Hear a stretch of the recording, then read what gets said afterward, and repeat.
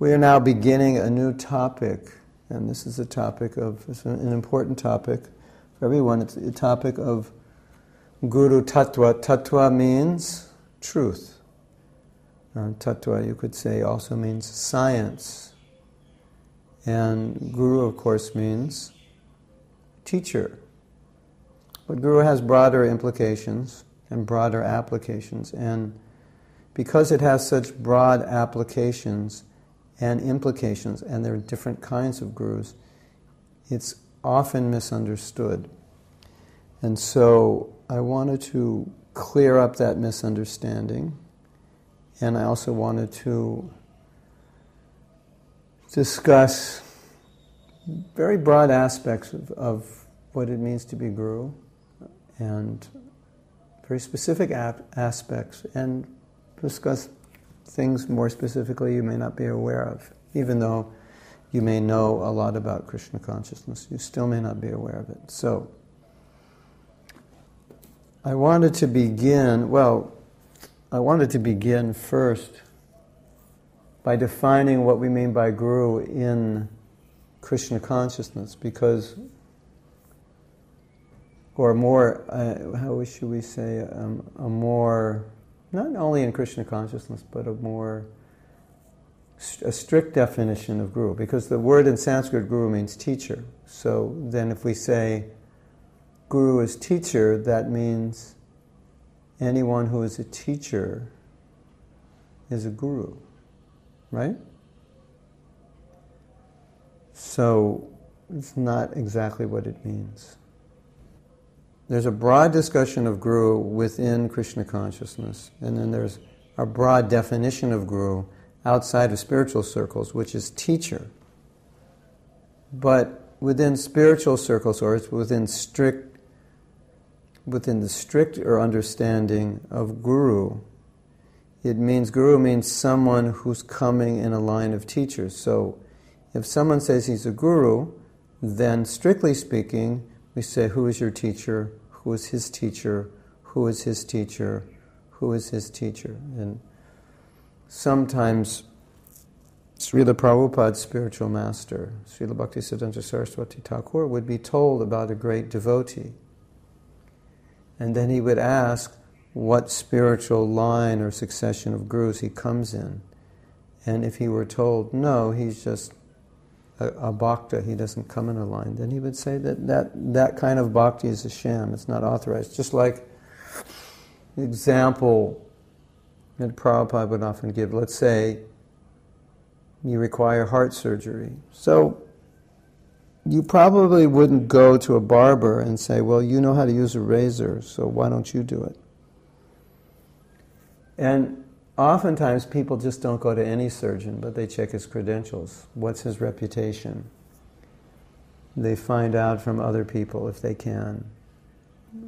You had this operation, how did it go?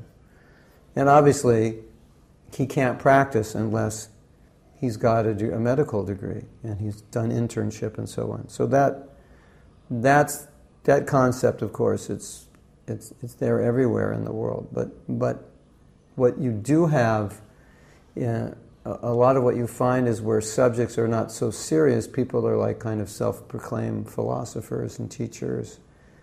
And so in spiritual circles, in Gaudiya Vaishnavism, in Krishna consciousness, it's always, what succession are you in? And if you're not in a succession, then it's considered, not only two things are considered, your understanding of Krishna consciousness is subject to, how should we say, it's not considered authorized, and your bhakti, your devotion, is not considered authorized in the sense that it must go through a spiritual master as the via media to Krishna, and that spiritual master offers it to his spiritual master, and to his spiritual master. It's just the system that Krishna uses. So, guru in Krishna consciousness means he's a teacher, but he's coming in a line of teachers which is unbroken, that go back to Krishna. And the other example Prabhupada gives, he's like a postman. That he's like the postman doesn't go through your mail read the letter and edit it. Or you're getting some money in the mail, he takes out one of the checks, cashes it himself, gives you the rest. So Prabhupada uses that example because he said so-called gurus or spiritual teachers, they'll get a teaching and then they'll say, no, this part isn't right, or we're going to add this.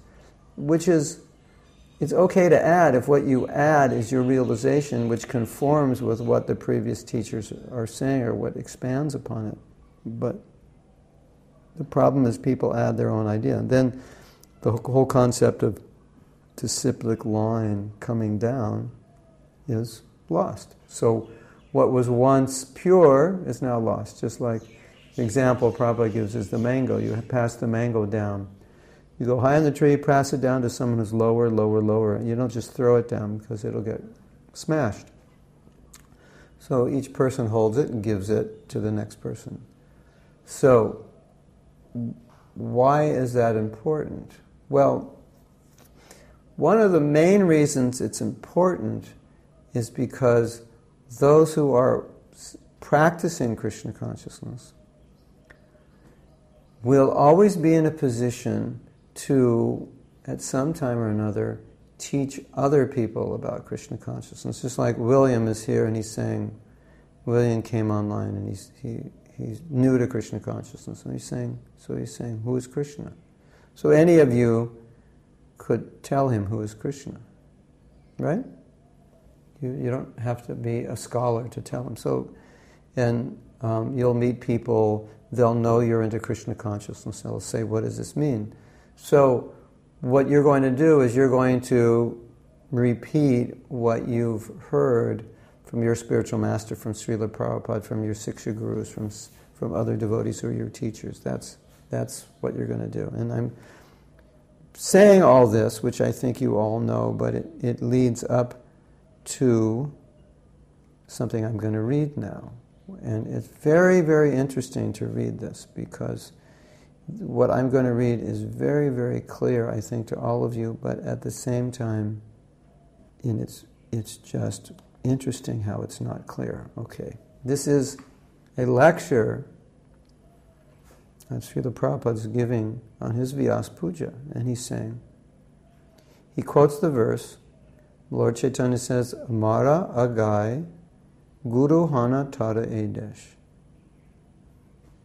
Yare Daka Tare Kaha Krishna Upadesh. Wherever you go, whoever you meet, tell them about Krishna. Amar Agai Guru Hana Tara Edesh. In this way, on my order, become Guru. So now Prabhupada, in this lecture, he addresses this statement of Mahaprabhu, on my order, become Guru. Because if I tell you, I say Leslie become Guru, I say Pallavi become Guru, I say Sushma become Guru, Timothy become Guru, Madhukanta become Guru, Marina become Guru, Timothy, Palak, Sundarup become Guru, William, Palik, Tikash, Uma become Guru. What's your response? I can't become Guru. No, Guru is a big thing. Guru, that's a serious thing. Guru is, he sits on a big seat. He wears a flower garland. He has followers. They wash his feet. They do whatever he says. He has to take their karma. He has to be an Uttama Bhakta, like that. That's generally how we think of Guru. So, in our movement, in the Krishna consciousness movement, when we say Guru, then generally the conception that most devotees have is someone who gives initiation. And out of the many, many thousands and thousands of disciples of Srila Prabhupada and the many more thousands of devotees in the Krishna consciousness movement and even devotees around in other movements, they're not, how many gurus are there? Maybe 100 people. If you go to other movements, like 150 people are actually giving diksha. So you think, well, that's rare, so you can't expect me to be a guru.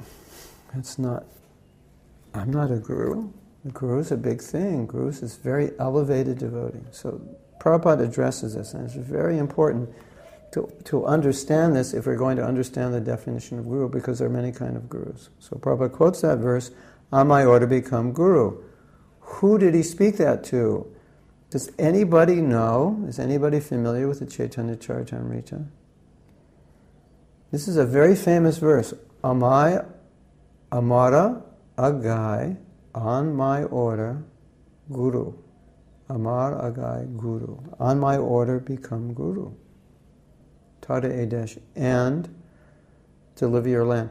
Does anybody know who Lord Chaitanya spoke that to? It's very interesting.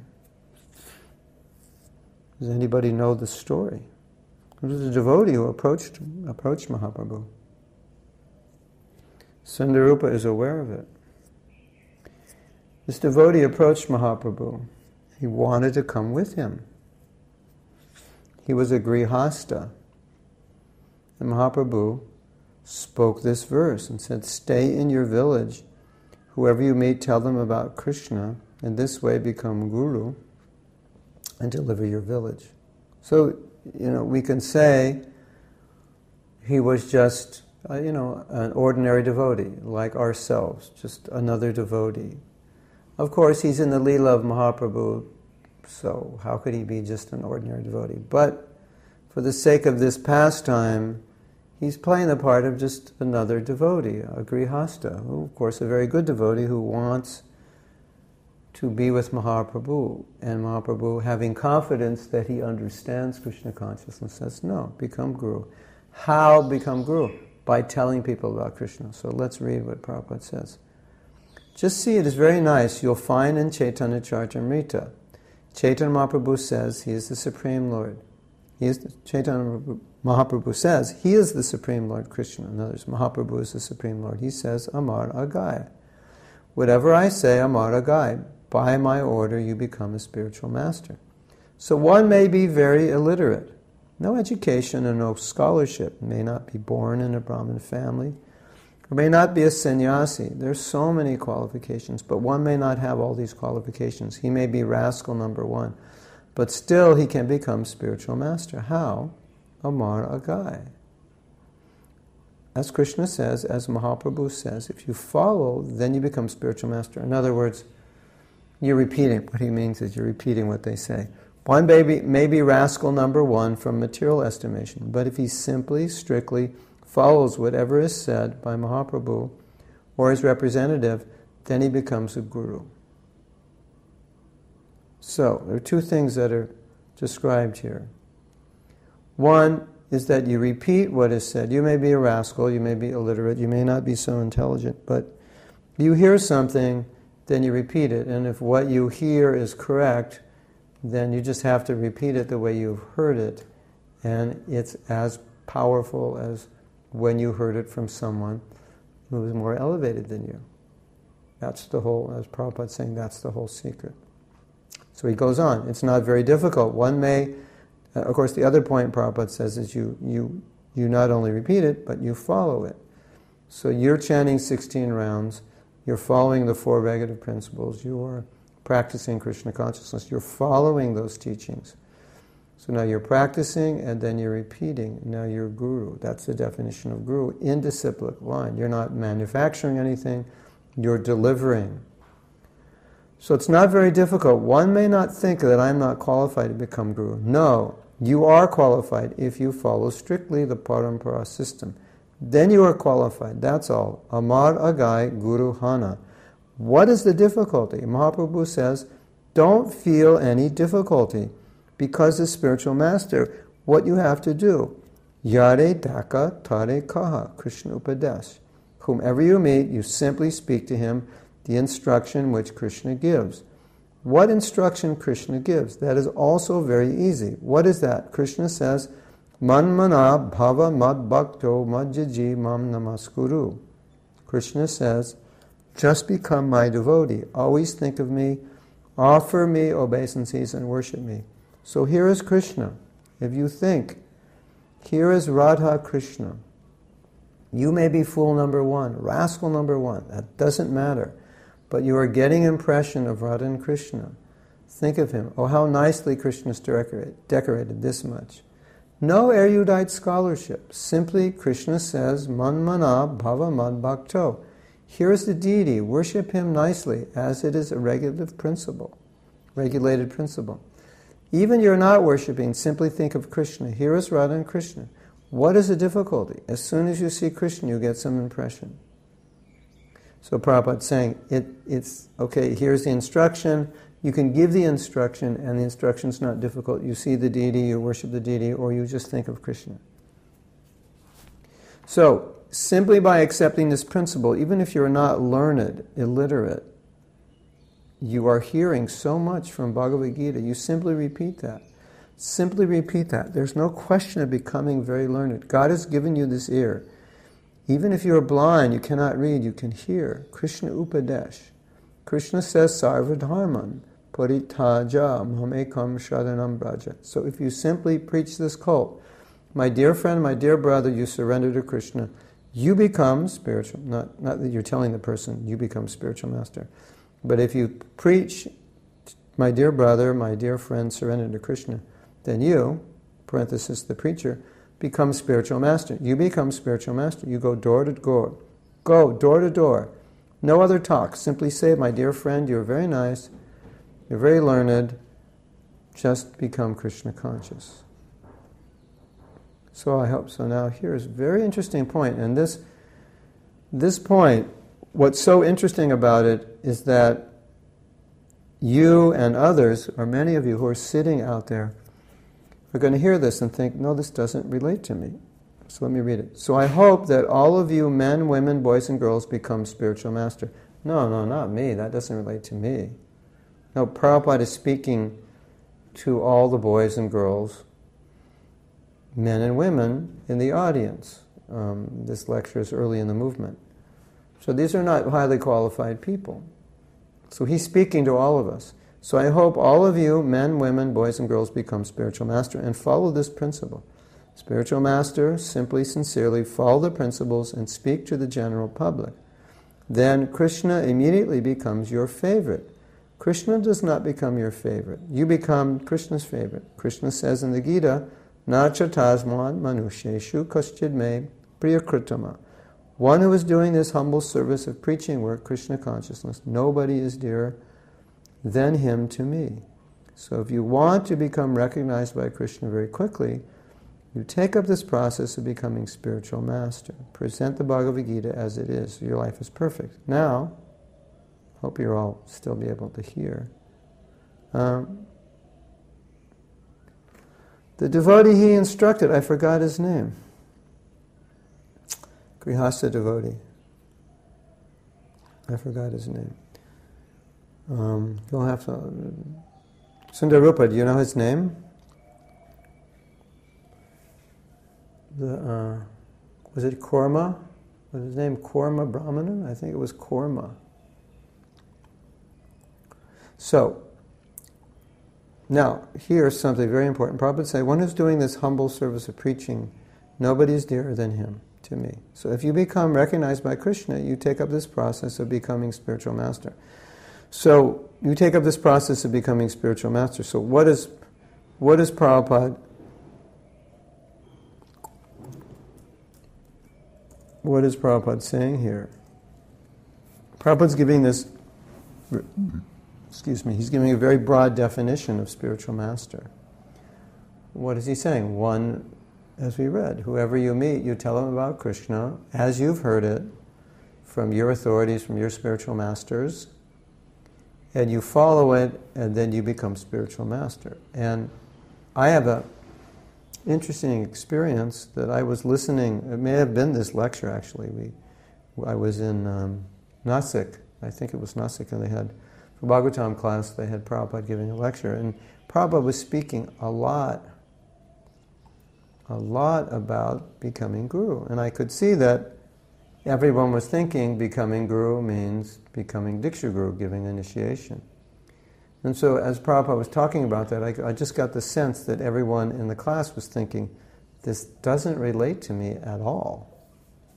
And then in the end, Prabhupada said, I want all of you to become guru. And I felt, again, that whoever was sitting there didn't get that. They thought it was not for them at all. But when Prabhupada's saying, I want you all to become guru, he's saying, everybody, everyone who teaches Krishna consciousness, you become guru. That's actually what you really are when you're teaching it. Now, any devotee who's teaching, giving a class, he's assuming the role of Siksha Guru. Your temple president is the Siksha Guru. The mother and father are the Siksha Gurus of their children. Authorities are Siksha Gurus. But it doesn't mean that there's this bond between the Siksha Guru and the person. You are on the street, you're teaching someone about Krishna consciousness, and then they come to the temple and they say, you are the one that brought me here. There's someone becomes a devotee and says, you were the first one I met. You were the one that helped me. You brought me to Krishna consciousness. And then they go on later and they take Diksha from another guru, but you were their Vartma Pradarshika Guru. You were the one who first led the path, and you were also instructing them in Krishna consciousness.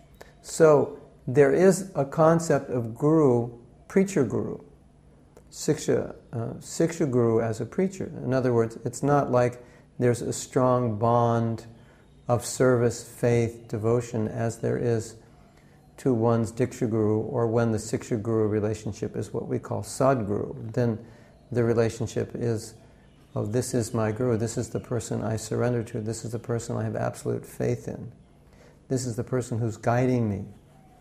That is the Siksha Guru in the position of Sadguru. Sadguru means then you're establishing a relationship based on inquiry, submission, surrender, and deep faith. So that may not be there in every interaction. So you may not be accepting a guru in that role, or you may not, and generally what Prabhupada's referring here to is you're not necessarily in that position of guru, where you now have taken responsibility for the spiritual life of this person, or this person's life is in some degree, or in a great degree, dependent on you. And they're establishing this permanent bond of you as their Siksha Guru, as you guiding them, and they see you basically the same as they see their Diksha Guru, and they deal with you in the same way they deal with their Diksha Guru. And in some cases, it's even more intimate than they deal with their Diksha Guru. So that's not exactly what Prabhupada's discussing here. He's discussing, giving the definition of Guru in the broadest sense, and then telling us, in that sense, you all become Guru, that your work of spreading Krishna consciousness, of giving it to others, you're actually taking the position of Guru. And then what happens when you do that? Well, people give you a little honor and respect, and you have to take that respect. That's part of the service, it's part of the austerity. And what does Prabhupada say? That whenever you are given respect, that respect is meant for Krishna. That when anybody gives us respect, actually what they're doing, at least the way we see it, is that that is being offered to Krishna. That is a glorification of Krishna. So the devotee, when he is glorified, when he's honored, when he is served, he goes right through him, he offers it to his guru, and all the way up the disciplic succession. And that goes back to Krishna. So he never thinks it's for me. He's being honored. And even as a young devotee, if you do something nice, you'll be honored, or you're speaking to other people, and they say, oh, you speak so nicely, or you've helped me so much. So now you're being honored, even you're a very young devotee, and the devotee thinks, this is because of the grace of my Guru. So all that honor, he doesn't think it's his own honor. He thinks that's glorification of my Guru. That's how he takes it. So he never becomes proud. And Prabhupada gives an interesting example. You've probably heard this example, but I'm kind of going over some basic things now, which a lot of you are aware of, but I wanted to just kind of clarify it. Maybe all of you are not aware of, but Prabhupada gives this example. Of course, if you're not British, then you don't understand the position of viceroy, and I'm not British, so I'm assuming a viceroy is in some way similar to an ambassador, or he is an ambassador, maybe not officially in the position of ambassador as an American ambassador, but he is an ambassador for the country. So the viceroy used to visit different countries as representative of the King and Queen of England. And the viceroy would receive gifts, and oftentimes he would receive jewels or other valuable gifts. And it was the law or the principle that the viceroy could not accept personally any of those gifts. That would be a breach of his position as viceroy. So whatever was given, no matter how much was given, he couldn't think, well, there's 10, I'll just take one. The government, the king, queen, they already have these, they don't need more. No, it was never like that. So that's the position of guru. So the guru is being honored, and it's never about himself. Oh, I feel honored to be honored. It's always that this honor is not for me, it's for my guru. It's for Krishna. And so even you're not a Diksha guru, or even you don't have Siksha relationship with somebody, but when you as a teacher, when you teach, you will get some honor eventually, sooner or later. People will respect you. Younger devotees will respect you. People will at least thank you and appreciate your work. That's part of the work of becoming guru, a part of the challenge for us as teachers, as representatives of what's being taught in Krishna consciousness, even from the early days, because even some people, they read about Krishna consciousness, they get excited and they tell their friends. And they're very new to Krishna consciousness, but they believe in it and they want to tell people about it. So right from the beginning, we have to learn the position. What are we doing? We're the postman, peon, we're delivering the mail, and so I'm delivering $100. Doesn't mean I'm rich with $100. It just means I can walk and I can deliver the mail, or I can repeat what I've heard. That's my qualification. And so I remember once I gave a class, and in the class I was isolating. For each topic in the class, I was isolating essential instructions that Prabhupada gave. Instructions that were, I think, clarify these points in the best way possible. So then I would make those points. I didn't say Prabhupada said, I would just make those points. I'd give the examples, make the points, go to the next point, give the example, make the point. And then after the class, several people came up, or maybe particularly in this class, many people came up and said, that was an amazing class. It was just incredible. And I was thinking, but all I did was just isolate these incredible points that Prabhupada made to elucidate and clarify difficult subject matter. That's all I did. So it was so obvious to me when they were glorifying me that it was not at all my glory. It was simply me repeating what Prabhupada said. So that's the mood we have to be in. We're repeating what our gurus have said. And so if we repeat what our gurus have said, and it has a good effect on people, we should always be thankful. Thank you, all the predecessor acharyas, all the people, all the teachers that I have heard from. Thank you for giving me this knowledge, because now I can repeat it. So that's, you say, if there's any qualification to become a preacher or become a Siksha guru, it's those two things. You repeat, of course Prabhupada said you follow, and you always understand that you're an emissary, and so you can accept honor and it just passes right through you. It has nothing to do with you. That's very, very important. So, anyway, back to my other point. When Prabhupada speaks, and he speaks many times, I think there's another lecture here.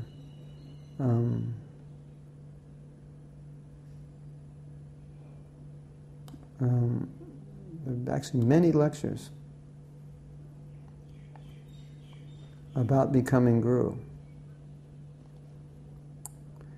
when he speaks about it, he's talking to us. You can't think he's not talking to you. He's talking to every one of us.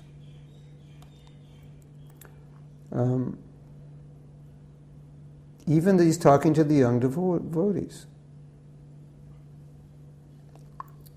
So that's an important point to understand. He's talking to you, Leslie. Leslie's a guru. She does programs. So she's a guru to so many people. She doesn't really want to be, but I think we have to define the parameters of what it means. You're a guru means you're a teacher. But you're leading people. So you're leading people to Prabhupada. You're leading people to other senior devotees. So you're a Vartma Pradarshaka guru. You're one who's leading people on the path. So that may be your function. It's just simply to lead people to another person who can guide them further. Here, Prabhupada says, if you simply deliver the message given by Krishna, you become guru.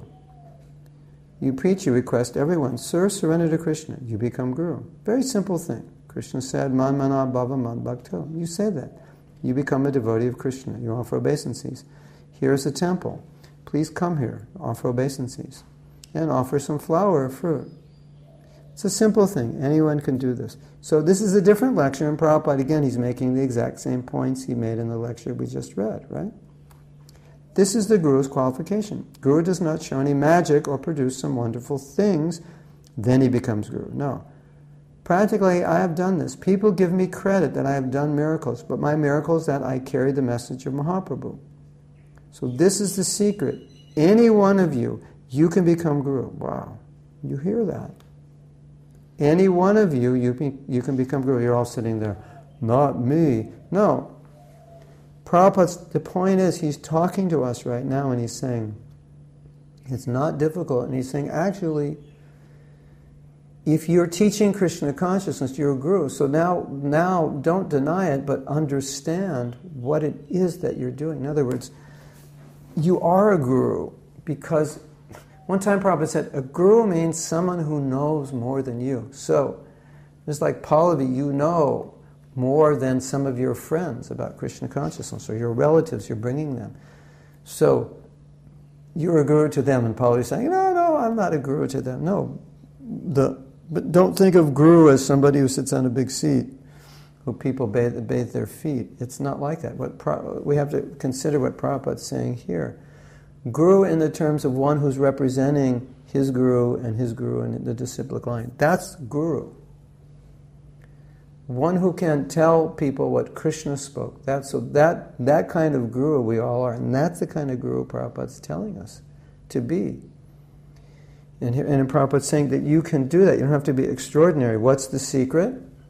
Any one of you can become guru. It is not that I am an extraordinary man, an extraordinary God coming from some mysterious place.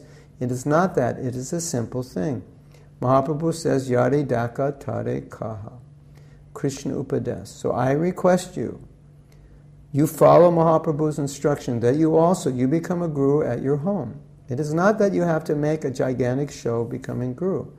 The father has to become guru. The mother has to become guru. Actually, in the Shastra, it is said one should not become father, one should not become mother, if he does not become a guru. Na mochayed ya samupetya mrityum. If a person is unable to save his child from the clutches of birth and death, he should not become a father. So now here Prabhupada is saying, it's not a big thing, it's a practical thing. What it means becomes guru. You are a teacher of the disciplic succession. So, okay, you're not a big guru, you're not initiating disciples, this, that, and the next thing. So, but you're guru of your child.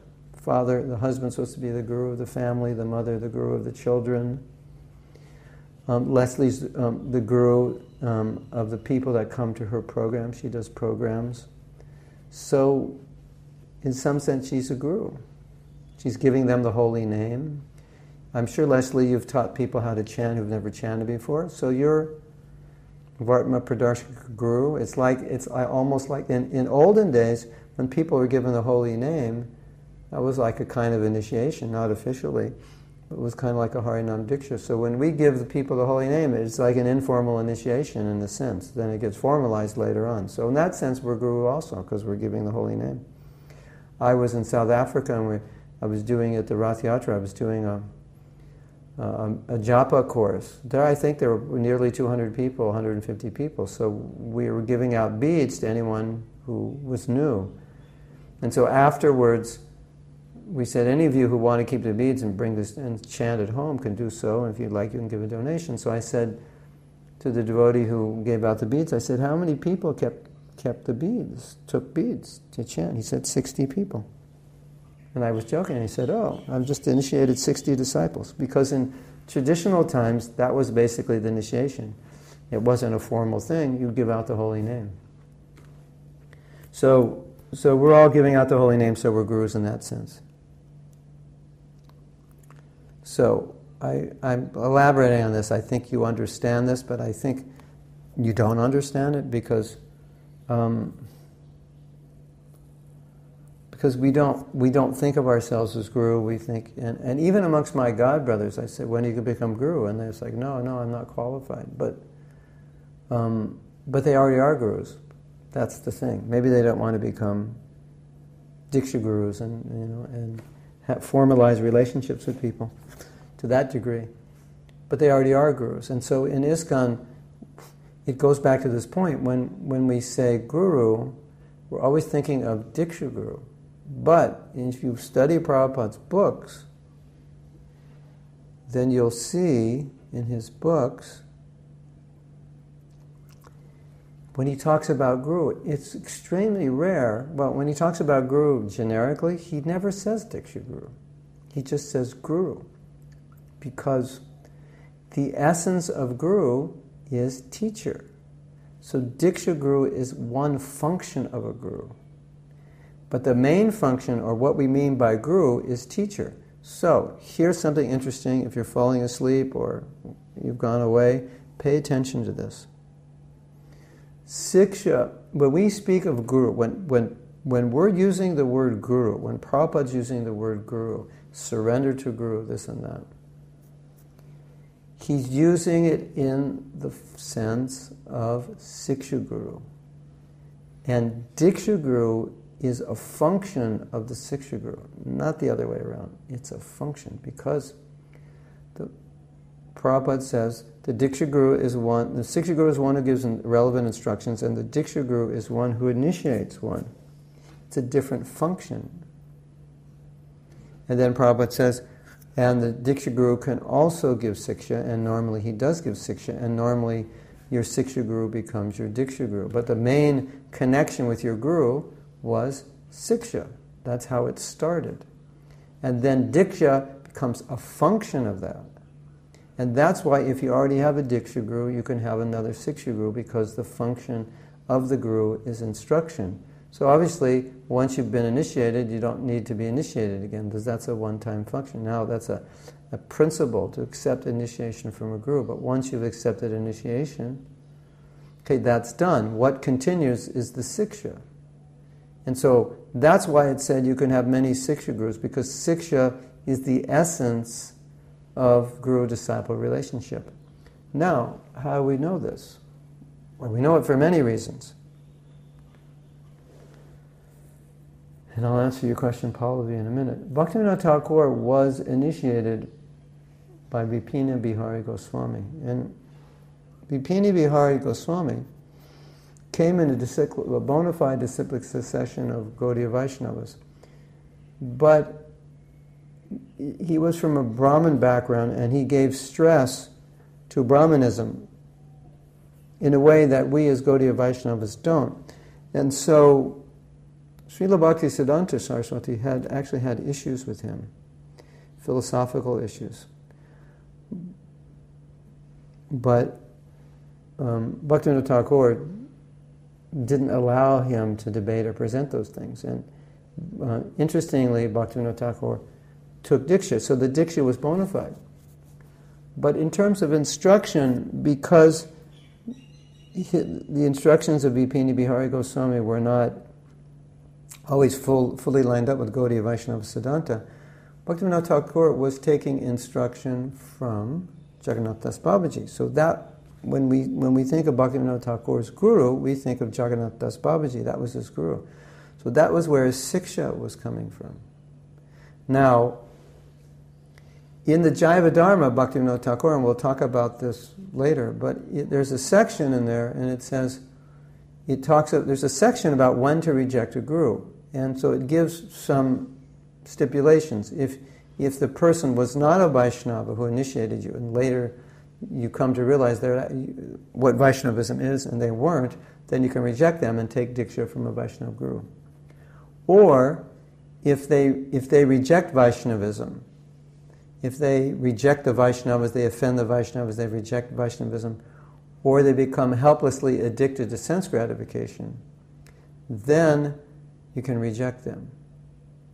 But there's one other situation where you're accepting a Siksha guru, but you're not rejecting your guru, and that's when you find the Siksha of your guru insufficient. You realize your guru doesn't know as much as you need to know, or your guru has helped you up to a point, but you need further help, and therefore, or another situation would mean he's helping you, but you need additional help in other areas. So it can be either way. It can be either you've taken, so in Bhaktivinoda Thakur's case, he'd taken Diksha, but the real help he was getting was from Jagannath Das Babaji. So that could be one scenario where you've got some instructions, but you feel this other person is the one who can really help you, and that's where you take shelter, and that's where you're taking guidance, and you don't feel the guidance from your Diksha gurus is, you just feel that their knowledge is not deep enough or vast enough to take you where you need to go presently in your spiritual life. Or it can be an additional, that you also take instruction from someone else who's additionally helping you. So now you have many teachers, so two heads is better than one type thing. And so, but what we're talking here is taking shelter of them in the same way a devotee takes shelter of Siksha gurus, seeing them non-different, honoring them, worshiping them, and so forth, in the same way as one worships their Diksha guru. So, we were having class the other day, Bhaktivedanta Purna Swami was saying, he said, this principle is not understood well in ISKCON. He said, but you could imagine someone who has a Diksha guru also has one Siksha guru, or two, or even three, where he has a very deep relationship. And if he has a problem with any one of those gurus, he still has other gurus to take shelter of. So we know in ISKCON some of the gurus have fallen away, they've left ISKCON, or they've actually fallen down from Krishna consciousness. And it has been a devastating experience for some. But those who are very attached to Prabhupada, or those who were taking shelter and guidance from another Siksha guru, they had that shelter. So it wasn't, it's obviously difficult, but it wasn't so difficult. So that's something that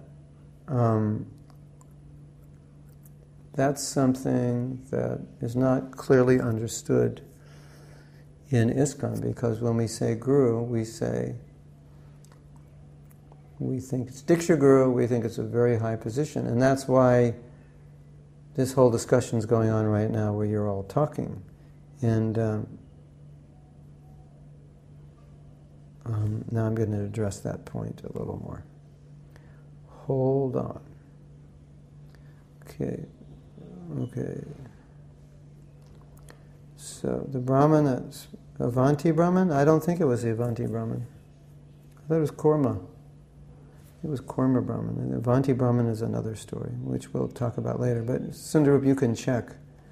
If you have access, you could check.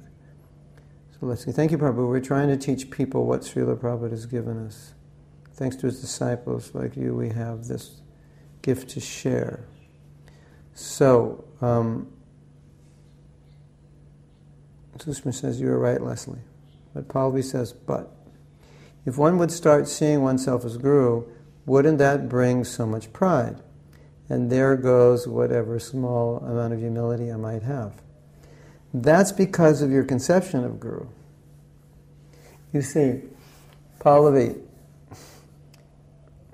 I'll tell you this nice, I don't know if I told you, I go on the internet a lot to look at other spiritual teachers to see what they're teaching, to look at YouTube to see who's out there and how our presence is or isn't.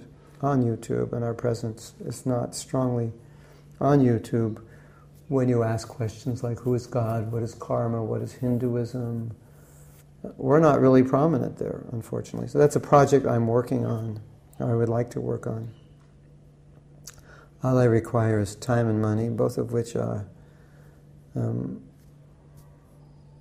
time, money, and help, which is what you require for everything. But it's an important project. So anyway, so there was this interview with, if anyone has time, anyone has time they can give me money or help, please send it right away. So they were interviewing. I watched this interview of the Dalai Lama, and the man who interviewed him, it's a fairly well-known talk show. He said, "You're the most famous person I've ever met." And the Dalai Lama said, "I'm just like you. You have a mind, a body, I have a mind and body, you have emotions, I have emotions." He said, "I'm just a monk. I'm just one of 7 billion people." And then he went on to say, he said, one of my teachers said, if you ever become proud, you should always think you're the lowest. So the problem is, how we can, but if one would start seeing oneself as guru, but what do you mean by seeing yourself as guru? Wouldn't that bring so much pride? And there goes the amount of humility. Yeah, because you're defining guru in the wrong way. Now, what is guru? Very good question, Pallavi. What is guru? Guru means servant. A guru is a servant of his disciples. I get a lot of email, right, from people who want guidance from me, either disciples, aspiring disciples, or people who just want guidance. So when I'm giving them guidance, what am I doing? I'm serving them, am I not? Even if they're a disciple and I have to chastise them, or even if they're a disciple and I have to explain to them, you have to worship a guru in this way because that's the proper etiquette. And there's no one else to explain it but me because they haven't learned it. Now I have to explain the guru etiquette. You see, when you come in the temple, you have to pay obeisances to your guru. You have to chant his pranam mantra. Every time you see him, you pay obeisances. On his birthday, you do Vyas Puja. You this, that, and the next. And I have to explain that. And that's like, wow, that's weird, isn't it? I mean, you would think that's really weird. But what is the guru thinking when he's doing that? He's thinking, there's a principle, and there's a principle that the disciple has to serve and honor his guru in a specific way. So it's my service to this devotee to teach them. But the guru is thinking, I am explaining a principle. Whether I'm their guru or not, I would explain exactly the same thing to anybody. Just like Leslie, so she takes shelter of Guru Nagarjuna Maharaj, so I would tell her, this is how you worship your guru. And I would tell her exactly the same things as I would tell people who are my disciples. So, you understand? So what I'm doing is saying, here's the principle of guru. The principle of guru, this is an important thing to understand. There's a person and there's a principle. And so you're teaching, Pallavi, and you're representing the principle. What is the principle? The principle is Guru represents Krishna. He's a representative of Krishna. As long as he's teaching what Krishna said, he's representing Krishna. So you, as a representative of Krishna, are teaching. So you, as Guru, are a principle. It's not that I am Guru. Check me out. I'm Guru. I'm special. No.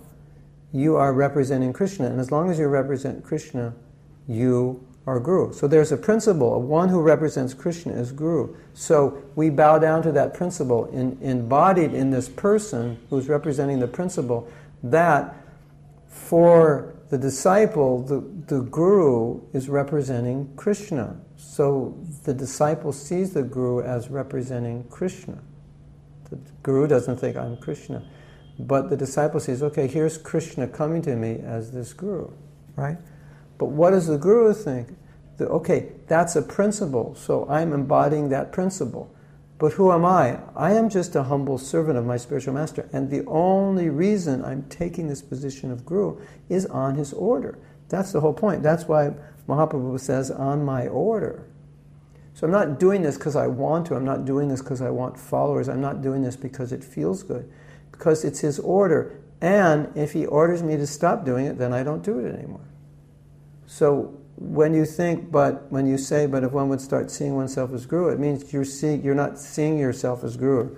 You have the wrong conception of Guru. Because if you see yourself as Guru, you'll actually see your disciples like Guru. And Prabhupada said that. I see my disciples like my Guru. For two reasons. One, because I serve them. He said also, I see that my Guru sent you to me to train you, and you're helping me, so you're representatives of my Guru who are helping me. One of my godbrothers said, actually, I see my disciples like godbrothers and godsisters, because they're all part of Prabhupada's family. So Prabhupada's our Siksha Guru. And then Prabhupada said, I see my disciples teach me because they're serving me so nicely, and I learn how to serve my Guru by watching them serve me. And then Bhaktisiddhanta said, the Guru is like a teacher, and he's training his disciples to be Gurus. So he said he's like a professor, medical professor, who's training doctors. So he sees his position as one who's training others to become doctors. So actually, when we're reading what Prabhupada's saying here, you can see he's training us to be Gurus. So what is Prabhupada thinking? He's thinking, I'm training my disciples to be Guru. Now, then probably you say, but the disciples bow down and they honor and all this. That's because that's the etiquette, because the person is taking the post of Guru. So I'm taking the post, but the person himself is very humble in his consciousness. But he's taking the post, so the post has a position and there's etiquette. But a post, it's like, let's say, probably you have a Ferrari and you let me use it. So I'm using it to serve Prabhupada. So I'm sitting in a Ferrari, but it doesn't, people are looking at me thinking, who's this guy who owns a Ferrari? He must be special. No. I'm not special because it's not my Ferrari. I'm not special in that sense. Maybe I'm special because I'm driving it, but I'm not special because I own the Ferrari. So I'm sitting on the seat of Vyasadeva. But what's special is Vyasadeva, and what's special is that I represent Vyasadeva, but it's not me. So it's the Guru, Tattva. It's like anyone who represents that position is special, and then that person is honored, not because of individual qualification, but because they're representing Vyas. So whatever honor you would get as a Guru is honor to the position, not to you. And it's honor of the knowledge, and it's honor of the knowledge you receive from Prabhupada, you receive from your Guru. That's what's being honored. So if you're in that consciousness, then there's no problem. If you're not in that consciousness, you're in for a big problem. So, Trinadapi Sunichena. So it's such an important instruction, isn't it? And in fact, you can only be a Guru when you're Trinadapi Sunichena. You can only do this service of teaching when you exemplify this kind of humility. Because then your knowledge, what you're helping, will communicate. And you are following what you teach, you're exemplifying what you teach, it communicates. So you have to exemplify humility. If you become proud, Krishna won't tolerate you. Krishna doesn't tolerate proud teachers. Anyway, let me read on. I basically know it's because of Prabhu that I can share Krishna. So he has the right to respect which I get, so I don't feel any pride. Yeah, so that's the proper attitude. How can I say that? Now it sounds like I'm puffed up because she's saying she's respecting me. But when I talk about Guru, you have to understand I'm talking about Guru in principle, like all Gurus, Guru Tattva. I mean, in other words, if I didn't have disciples, then when I talk about Guru, everyone is like fine with it. But now because I have disciples, then it's like, well, how can you say that you have disciples? But we're just talking about the principle, not talking about myself. We're talking about the principle. And any Guru who talks about, you have to, so the Guru gives a lecture, you have to completely surrender to your Guru. Your Guru owns you. Your Guru owns everything. You know, he's preaching like this and you think, this guy's a megalomaniac because he's the Guru and he's telling everybody, give everything to me, surrender everything to me, I'm your life and soul, you can't, I'm your breath. It's like, this is crazy. But it's the tattva, it's the guru tattva, it's the principle. This is the principle. So the person is not saying it because they want that and they enjoy that. Because anyway, when you surrender to them, they're just giving that to their spiritual master. All they're doing is telling you, go out and distribute Prabhupada's books. Serve. Do this and that. All they're doing. And it's not, hey, go out and I want you to buy me a house, I want you to buy me a car, because I want to live it up and enjoy. No. So then that's bogus. Okay. They're only telling you to render service in the mission of ISKCON and Srila Prabhupada.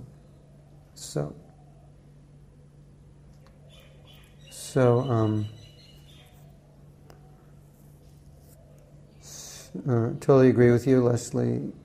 Shushma says, I totally agree with you. Madhukanta, all the way from, Kurma Brahmana, confirmed. This was the instruction. Amar Agai Guruhana was given to Kurma Brahmana. So we have Madhukanta all the way from the island of Mauritius. All 1.3 million people. How do we understand the difference between a guru who has left his or her body and one who hasn't? Well, Prabhupada said,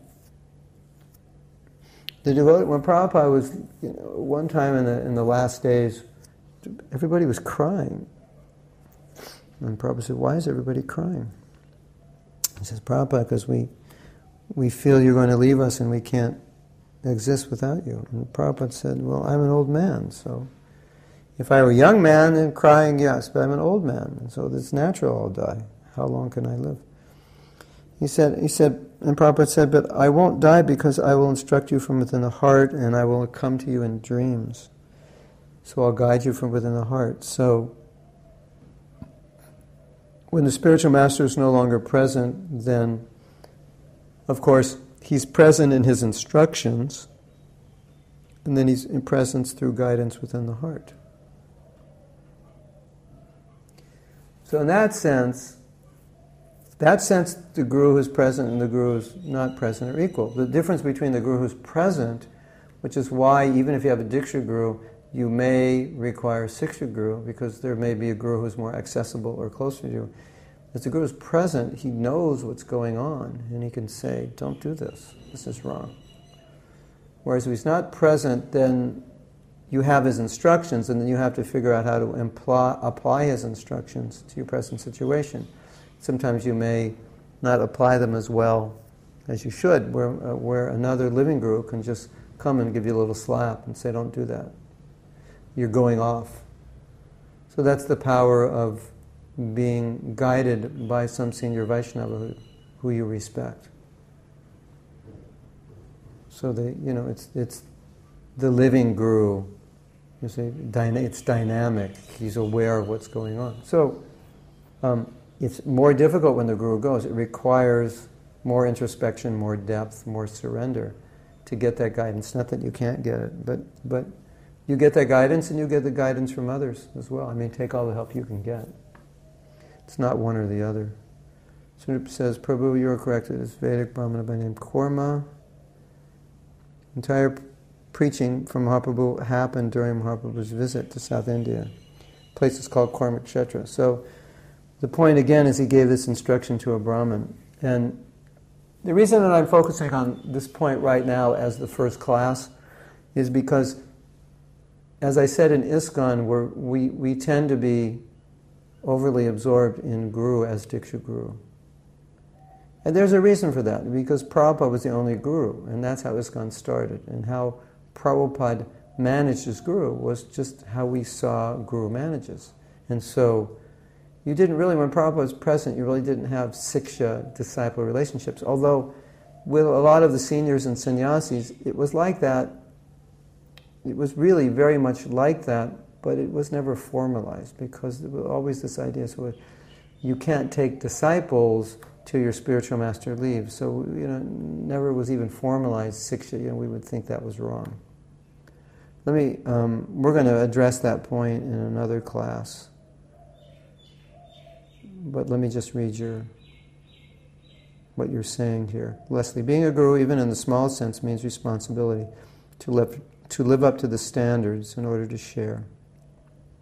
We can only share as much as we ourselves have. When I am falling below the basic standards, I feel completely miserable and depressed. Hypocritical, yes. But it's true. It's true. You have to exemplify what you teach, and if you don't, you feel hypocritical. But let's shift that around, that it also works the other way, that if you teach it, you should feel, or you want to feel, responsible to follow what you teach, so that teaching helps you. Because, Leslie, if you think, I'm teaching this, and these people see me as some kind of guru, so it's my responsibility to them to live up to what I'm teaching. Even I don't feel like living up to it, even I don't want to, but I have a responsibility to them. Now, from the point of view of psychology, we did a seminar once where the facilitator said, everyone who keeps their vows 50% of the time stand up. So everyone stood up, because everybody keeps their vows at least 50% of the time. Everyone who only keeps it 60% of the time remains standing. So some people would sit. Everyone 70%, everyone 80%, so gradually 90% people were sitting down, To get 100%, I don't think anybody was standing. You keep your vows. Everything you tell everybody, I'll borrow this book, I'll give it back next week. Little things, Okay, okay, I'll call you back tomorrow at 4 o'clock. Just little things, and the big things. Then he had everybody stand up again. He said, who keeps their vows to themselves 50% of the time? Not even everybody stood up, and then 60%. Nobody got to like 70. So the point was, we keep vows. When we make commitments to others, we keep them more often than we do to ourselves. So there's a power there in thinking, okay, I'm teaching this. And this is difficult for me to follow. I may not even want to follow it all the time. But because I'm teaching this, I need to be committed to my students, to the people who come to me, who look up to me, to follow it. Now, there's one other thing, Leslie, that's very, very nice as a teacher, and any of you who are teaching, and I hope all of you are teaching or will teach. And one thing that's very nice that was taught to me, and I think this came from a teacher outside of Krishna consciousness, but one devotee said, don't teach what you don't follow. So that's an impetus to follow it. Say, okay, now I'm being asked to teach this topic, or at my programs I always teach about this topic because it's a regular part of the program. So now it's an impetus to follow that in my life. If this is my mantra, don't teach it unless you follow it. As Gandhi wouldn't tell this young boy not to eat sugar for 1 week because he had to stop eating sugar for a week, and he felt hypocritical and he felt it would have no potency if he said stop eating sugar if he were still eating sugar. So that's a principle that I work on, and it also has that effect of using teaching as an element to enable and empower your Krishna consciousness. Now, in the very beginning of the movement, I remember what I was doing. This was very, very early on. I was a very, very young devotee. I would distribute magazines. And I wouldn't distribute magazines all day, but we would chant. We would go out in Harinam Sankirtan and we would chant, and then we would take turns distributing magazines. And then we would go up, and we'd actually give someone like a 3-minute lecture and say, this is Bhakti. This is a magazine on Bhakti Yoga. Bhakti means devotion. Yoga means to connect with God. We're all part and parcel of God. We're all connected with God. God consciousness is our original consciousness. This process of Bhakti, it's non-sectarian. It awakens our consciousness, our dormant consciousness. If you try chanting this mantra, you'll feel very happy because it's awakening your consciousness. Like that, I give a little lecture, right? So I was very absorbed. Very, very absorbed. So right from the beginning, I realized how important it was to teach Krishna consciousness to others. Even if it's just discussing with another devotee, it's talking to a little kid, telling them a story, whatever it is, it's very important. So if we take what you said, Leslie, and we can use it in a positive sense to say, no, this is very good. Because if you take it in the way I'm explaining it, then it'll help you in Krishna consciousness. Yeah. Prabhupada was humble and he had to teach his young disciples how to properly worship him. So that was my point. If you teach, you'll get some honor.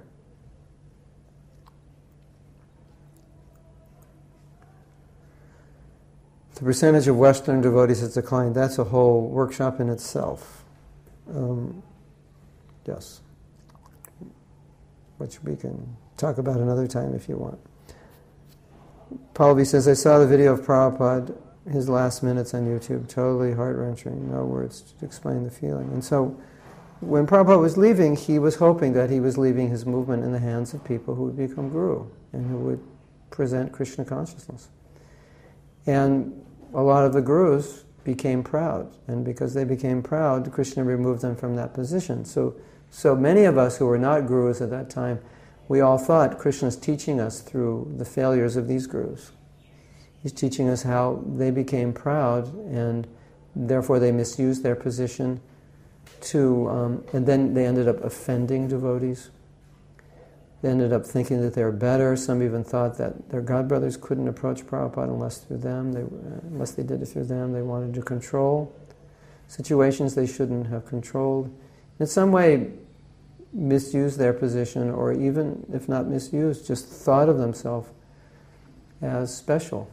In some way, I'm guru. In some way, I'm better than my godbrothers who aren't guru. But the fact is, all their godbrothers were guru, but we, at that time, thought guru meant Diksha Guru. So that was part of the problem. And so we all saw that as a good lesson.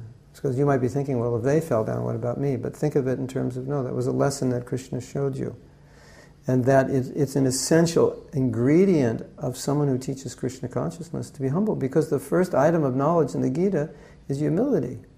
And why is that the first item of knowledge? Because you have to approach a superior humbly, that I don't know anything.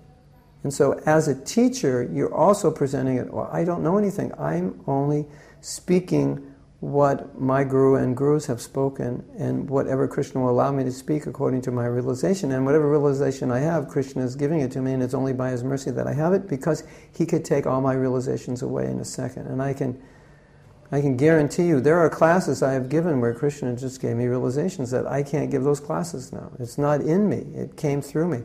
There's a nice story. Mahaprabhu spoke the Atmarama verse in 64 different ways.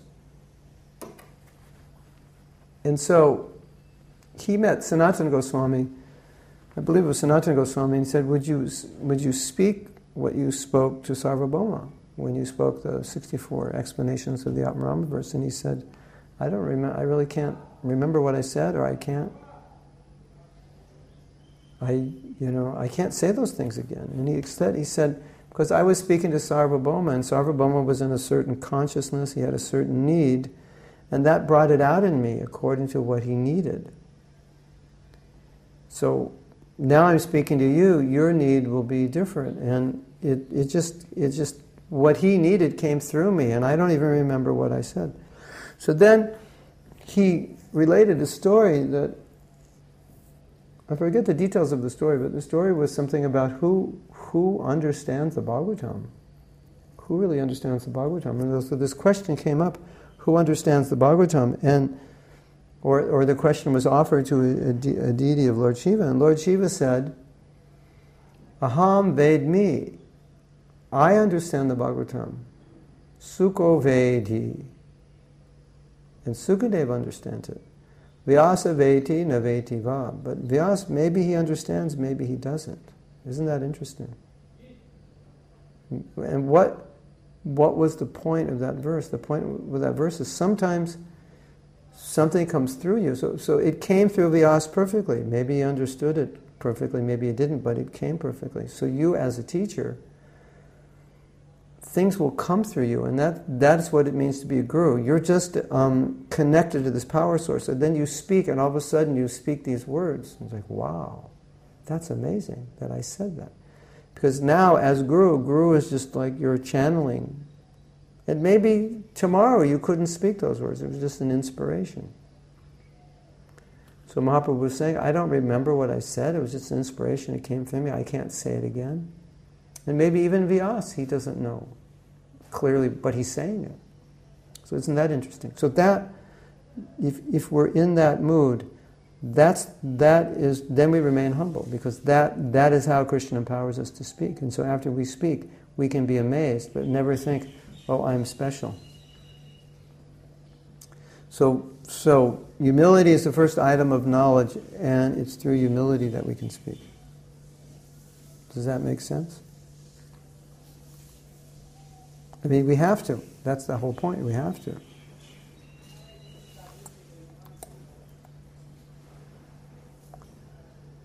So Leslie says, some of the people who have taken to the process of Krishna consciousness due to coming in contact with Srila Prabhupada through the program we put on, they have become my greatest support group to keep on track. I mean, keep you on track, right? They are more serious and sincere than me, so it inspires me, yeah. That's fantastic. It's giving Krishna consciousness to others is what saves us. I was just speaking to my godbrother, Kalakanta Prabhu. He said there's a GBC resolution that 10 years from initiation, with the approval of a guru, a disciple can become a guru. So that means, Leslie, if today you were initiated, 10 years from now, with the approval of your guru, you could actually become a Diksha guru. So, you might say, well, I'm not going to get initiated for a while, and even if I do, I'm not qualified, and blah, blah, blah. Okay, that's okay. You don't have to become a Diksha guru. But Kalakanta Prabhu is saying that he is training, he said, I am training my disciples to become Diksha gurus. I am teaching them that that's one of the functions that Prabhupada wants them to do. And he said, and I will be there, as their guru, I will be showing them how to be a Diksha guru. So there'll be me behind them, training them and guiding them. Isn't that interesting? So what I find interesting about it is it shows how ISKCON is gaining a deeper understanding of Guru Tattva, and as the understanding deepens, then the culture around what is Guru and how those relationships develop also deepens, and specifically it changes. So it is changing a lot. I don't think it's changed enough. There's a lot of misconceptions about Guru still prevalent in ISKCON, and they manifest within the culture. So Timothy says, there are devotees who can help you, but some you can surrender to as rare. Yes. I was just reading today in Jaiva Dharma a very interesting thing. And it was talking about guru-disciple relationships, and it was saying one of the primary elements of the guru-disciple relationship is Shraddha. He said, but when Shraddha develops, it becomes Sharanagati. In other words, he said, Shraddha becomes Sharanagati. Sharanagati is surrender. So you would say, sometimes people say, well, how do I know who my guru is? How do I know? I say, because when your Shraddha matures, it matures into surrender. It just becomes surrender. It's just like, I want to surrender. I want to give my life to this person. I feel I want to dedicate myself to this person. So if the Shraddha is not deep, then the surrender won't be there. So how do you know who your guru is? Well, the instruction is have many Siksha gurus, hear from many people. But at some point, when you are ready for a spiritual master, when you're evolved enough, and what does it mean to be ready? It means your intensity, your desire to advance in Krishna consciousness reaches a point where you want to advance to beyond a certain threshold, and you need a guru to do that. And then you're susceptible to that kind of faith, because it may be there that there's this person who is qualified to be your guru, but the faith may not develop because you're just not ready for it. You're not ready for that much Krishna consciousness. And so when you're ready and the right person's there, the faith develops to this point where Bhaktivinoda Thakur says, then Sharanagati, it becomes the same thing as faith, because the faith hits this level where you want to give yourself and say to this person, will you accept me as your disciple, be it a Diksha Guru or even Siksha Guru, because I have faith in you, I have trust in you, I want to serve you, I'm inspired by you. So it's natural. So if you hear, someone says, I don't know who my guru is, you hear from many. So it may be just a defect on your own side, or it may be you haven't met that person in which your Shraddha And you say, well, I hear from many, I like them all, but my Shraddha hasn't developed. So then just keep hearing. Hear from others. And allow yourself to be open. And there may be, in other words, I think part of the problem a lot of times is not in the Diksha Guru, it's in the disciple. The disciple is, like I was counseling a devotee, and she'd been a devotee a long time, but she hadn't accepted a guru. So immediately in my mind I said, it's an issue of trust. So when she said, I'm thinking of this one, that one, but nothing's really clicked, I said, did you grow up with trust issues? And she said, yeah. I said, that's the problem. It's not that people aren't qualified. It's a problem of trust in you, because you were cheated when you were young, and now you have issues of trust, which is why after all these years, you can't give yourself to a guru. So sometimes, the issue really is with us, because there's so many devotees who are qualified to be guru, and in a sense, I don't want to, this sounds impersonal, but in a sense I could say, it doesn't matter who you accept. And that's impersonal, because you accept the person with whom you have a deep relationship and you have trust and so forth. But I'm saying in a generic sense, you could accept anybody. But in a more specific sense, you want to accept somebody who you're close with, who you vibe with, so to speak, same wavelength, where you feel you can give yourself with. When they speak, it resonates deeply with you. So that's there also. But my point is, there may be some resistance on your part, or something where the faith can't develop because you yourself maybe lack trust, or your trust has been, in the past, has been hurt. So, but still, in that case, you go on hearing from as many people as you feel like hearing from, and eventually you'll hear from someone and it'll just resonate with you. Or you'll meet sometimes you just meet a devotee who's so Krishna conscious, you hear from them once, that's it. That's all you needed. You just said, this person, I can resonate so deeply, or their Krishna consciousness is so deep, it's just pulling it out of my heart, I want to surrender to them. So it's not always an intellectual thing. Although the intellectual is there, is this person bona fide? Are they coming in disciplic succession? Which is less of an issue today, because you have institutions that have bona fide gurus. You have established gurus. These people have been preaching Krishna consciousness for years. But at the same time, Jiva Goswami says, you have to understand what is Krishna consciousness. To know if they're teaching Krishna consciousness, you have to understand who is their guru, what disciplic line are they coming from, are they representing Gaudiya Vaishnavism properly, because that's their qualification to be bona fide, quote-unquote, guru. So it's both of the heart, and it's also, well, is this person properly representing? Because there are many opera sampradayas in Gaudiya Vaishnavism where they apparently represent Krishna consciousness, but there's some twist there, and it's not really something they're teaching that Prabhupada didn't teach, or something they're doing that Prabhupada didn't authorize. So we have to be aware of that. Sundarup has to go to work, so you're excused. Yes. Hare Krishna's class, I have a question. Is there a way to heal lack of trust in someone, like a guru, once it's lost? I think that, depends what the guru did. It depends on your relationship with the guru. It depends on you. It depends if you want the trust. It depends if developing that trust back is helpful. Because sometimes Bhaktivinoda Thakur, what he's saying is, find another guru you have faith in.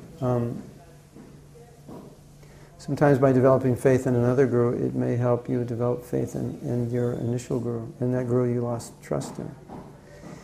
That's a very specific question, which I think I would need to know details to give an answer. Why did one lose faith? Is there a bona fide... sometimes we lose faith in a guru when we shouldn't. If the guru had some difficulty, okay, well now he's back in Krishna consciousness, so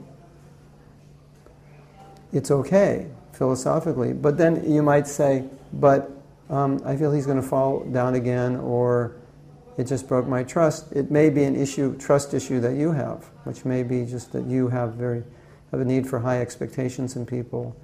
And maybe you can adapt to that and be more broad and be more compassionate towards the person. Or maybe you can't. And in the case if you just can't, then it's very important that you take shelter of somebody else who you do have faith in, or potentially you would have faith in. because the point here, I think the real point of the answer to this question is that faith is an essential ingredient. So let's say you lost faith in your Diksha Guru or your Siksha Guru. And I might feel like, well, it's unjustified that you lost the faith. But from your perspective, your nature, your psychology, your experience, your understanding of Scripture, it all amounts up to you it amounts to you as the experience of lack of faith. So I would say, in that situation, what's important for you is to find someone you have faith in, because faith is the foundational element of bhakti. If you lose that, then you can't surrender. You just can't if you can't give your trust, you can't surrender. That's the reality. Pauli says these small commitment breaches are red flags for us, as you had so rightly mentioned in an earlier class. I mean, sometimes we've actually just accepted the wrong person as a guru. That's there without... It was an emotional thing and we didn't really understand. And then it comes out.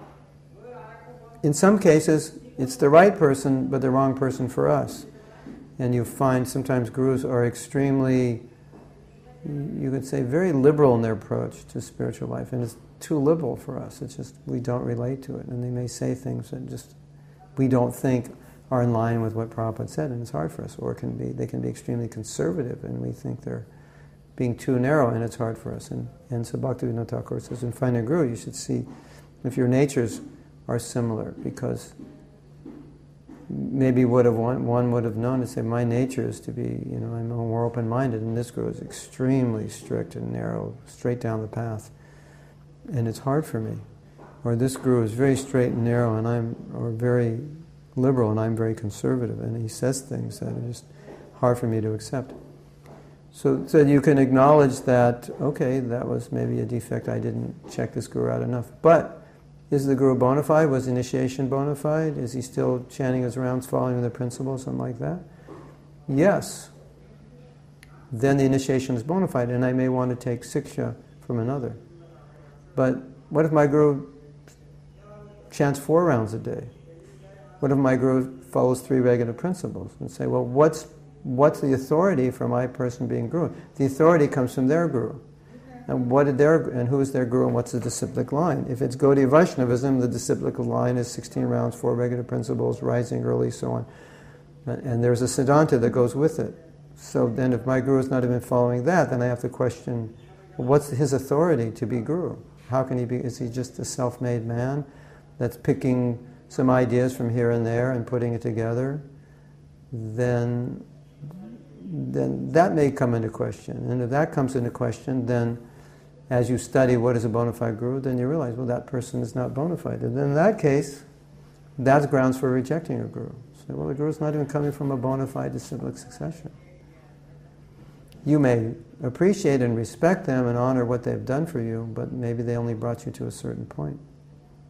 So these are all things to consider. I don't know if it answers your question. 64 explanations. 18? 18 and 64 it should be. Timothy, do I take disciples as of April 17th? The answer is yes. I was given authority by the GBC to take disciples as of April 17th. And we're hopefully going to perform our first initiation in Houston if we can work it out. So in answering your question, Aunt, I have to know who your guru is and what your guru teaches, and because maybe loss of faith is you losing faith because the guru is teaching something wrong. So that's good that you lose faith. Then, as Bhaktivinoda Thakur says, you just take shelter of someone else who's the right guru. But if the guru's teaching was right, and the guru comes in a bona fide disciplic line and following his guru perfectly, then if you lose faith, then you take faith and you take shelter of another guru, a Siksha guru, and you can maintain your Diksha connection with that other guru. but not so much the Siksha connection, because now you don't have faith, so because of something the Guru did. So you have to hear, faith is necessary to hear, so now you have to hear from somebody else. Maybe by hearing from somebody else, that person will increase faith in your Diksha Guru. Maybe you'll both realize that the teachings are lacking and the relationship that you have with your Siksha Guru is healthy, and so you remain maybe a little distant from your Diksha Guru and have a healthy distance. And you still, like Bhaktivinoda Thakur and Bipin Bihari, so you still respect them as your Diksha Guru, but your main Siksha comes someone else. Yes. This class is only... Sushma says, oh, this is an amazing class. It's only because we so much misunderstood this. And I'll explain in another class why we misunderstood it. We've only so much misunderstood these things. And you take everything I've said here, and now when you read Prabhupada's books, and you read it within the context of everything you've heard and what you're going to hear in future classes, you'll see it all makes perfect sense. It all makes total sense. And what we're going to continue class next Saturday. That will be 9 a.m. Eastern Standard Time. And I'm here, so nothing's going to go wrong. And as long as I don't get up too early in the morning, I'll remember. Invite other devotees to come to these classes. It's very important, because it's going to help devotees understand things that are there in Prabhupada's books, but we read them in a context of everything is Diksha Guru. Okay, so thank you all. If any of you need to talk to me more, then this is my email address, mahad@aol.com. If there's anything I can do to help you, because some of you, I know you have specific questions, and we can talk or we can Skype. And we're going to discuss a lot about Guru. That's going to be very enlightening, so please all of you come and invite other people. If you know anybody who's having a crisis of faith with their Guru, if you know anybody who's looking for a Guru, if you know anybody that you feel needs a Siksha Guru, because sometimes you'll see, like, devotees are initiated, but they're not doing well, because they're not in connection with their Guru, they're not getting a lot of guidance. And Siksha Guru for them is important. So I'll explain the principle of Siksha Guru, and a lot of devotees don't understand that. But many, many devotees need personal guidance from someone that they can trust and have faith in, because they don't have access to their Guru, or they don't want to bother their Guru because the Guru has so much to do, or the specific nature of their problem is very troublesome, and therefore they really don't want to bother their Guru. But there's others who will take that role, where they're more closely connected, where there's someone, maybe it's in the same temple, they see them often, they can go to their home, they can go to the room, they can talk personally, like that. They can attend their classes. So that's something. Okay, thank you all for coming. I'm going to leave now.